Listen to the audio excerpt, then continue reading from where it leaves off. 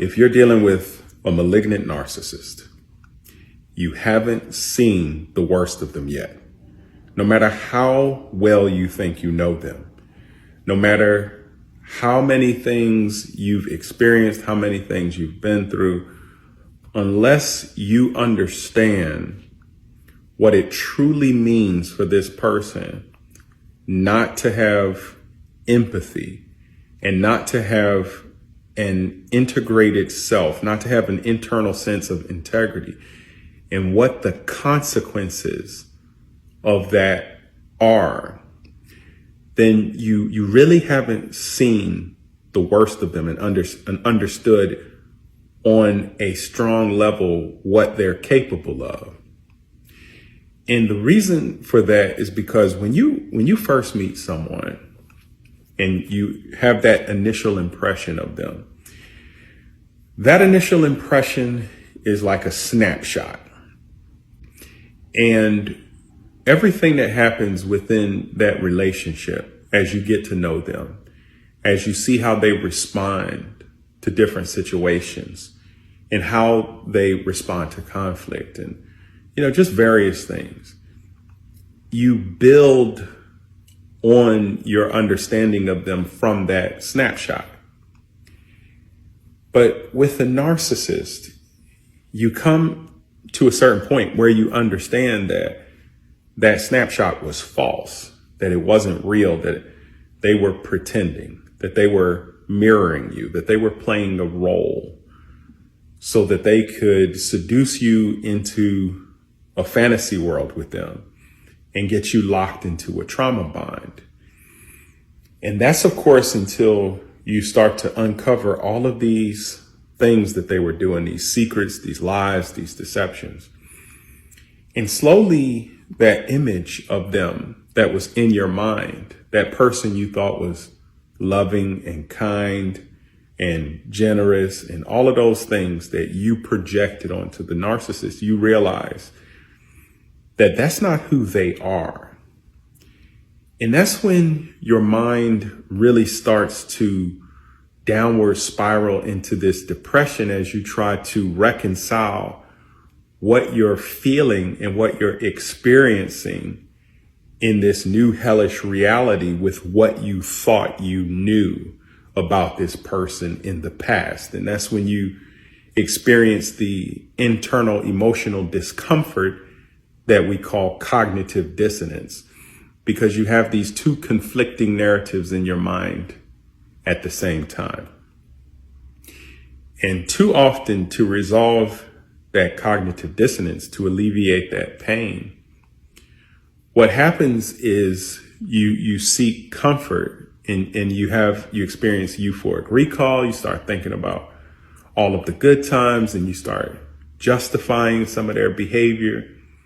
And you may be tempted to go back into a relationship with them because you think, I can handle it this time.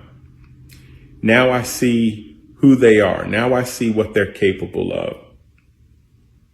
And that would be a mistake, because narcissists, particularly a malignant narcissist, when you're dealing with someone who has impaired empathy or no empathy at all, that's a very serious thing. There's no psychological integrity. There's no moral compass. There's no one to put on trial. There's no internal conflict when they're thinking about doing things to you. When they experience narcissistic rage, when they experience some sort of injury where they want to retaliate against you, and there's no internal conflict, what that means is that they're capable of the most atrocious, most cruel type of behavior. And it's important for you to be cognizant of that when you think about you can handle it. When you have that thought, well, I can handle it this time. It's important for you to know what it is precisely that you're attempting to handle. And I'll share a personal detail. And if you're new to this channel, my name is Ken Washington. and I'm a narcissistic abuse survivor and a narcissistic abuse recovery coach. And I work with people who have been in these type of relationships and help them gain clarity and resolve the cognitive dissonance and come up with plans to leave those relationships, navigate those relationships, leave them and build a better life and to find their purpose. And so if you're new to this channel, please like the video, subscribe, and share to get this message that's important out to someone who might need to hear it. And so I want to share with you an experience I had, not to impress you, but to impress upon you the seriousness of what can happen when you're in this type of relationship. One of the worst experiences I had in this type of relationship was where a narcissist broke my finger and just went to sleep, peacefully right beside me as if nothing had happened at all. And when I was in that relationship, before I really understood the nature of a narcissist and what a narcissist was, I was really curious about how somebody could do something like that. It didn't make sense to me. And I'm still a curious person, but there are certain things when you're in a narcissistically abusive relationship, when you're dealing with someone like that, and you don't know about narcissists and narcissism, you assume that the stuff that's inside of you, the way you feel, the way you connect with people, the way you bond, you assume that that is also inside of this person. But over time, as you get to know this person better, you start to realize there are certain things that they're capable of doing that you are not capable of doing. And that was one of those moments for me.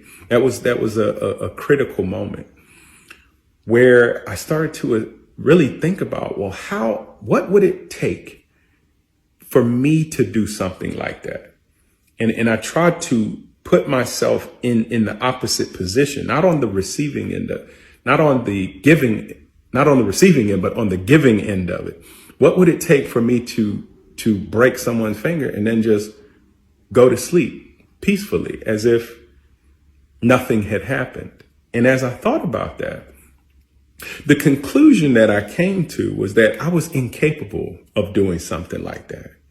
And so I got curious. I said, well, why is it that I'm incapable of doing something like that? Even the very thought of imagining doing something like that, it gives me an internal discomfort that is a revulsion. It's revolting. It's a visceral barrier that prevents me from being able to do something like that. And so I thought about, what is that? Why is that there? And this is what makes a narcissist so dangerous. The reason that whenever I think about doing that, there's a psychological barrier, there's a revulsion, is because of psychological integrity. You're a normal person. Normal people who have empathy, who feel what other people feel and form bonds and have these mirror neurons where you can put yourself in someone's shoes and feel their pain. You have psychological integrity. You have certain boundaries, internal boundaries and restrictions that will not allow you or will make it very difficult for you to do certain things to someone else. And narcissists don't have those same type of boundaries. They don't have, particularly a malignant narcissist, they don't have those same type of boundaries. They don't have that moral compass that you have. There's no internal conflict that is fighting against them and keeping them from doing some of the most atrocious things imaginable. So in the heat of the moment, if they're upset with you, if they have some kind of narcissistic injury, whether it's justified or perceived, then they can do things to you that you can't imagine doing to them. And that's why it's really critical for you, if you're in that situation, to evaluate the circumstances, not based on what you've already seen this person do, but from a genuine understanding, a genuine education of the type, regarding the type of narcissist you're dealing with, and understanding the things that they're truly capable of, and not just the things that you've seen.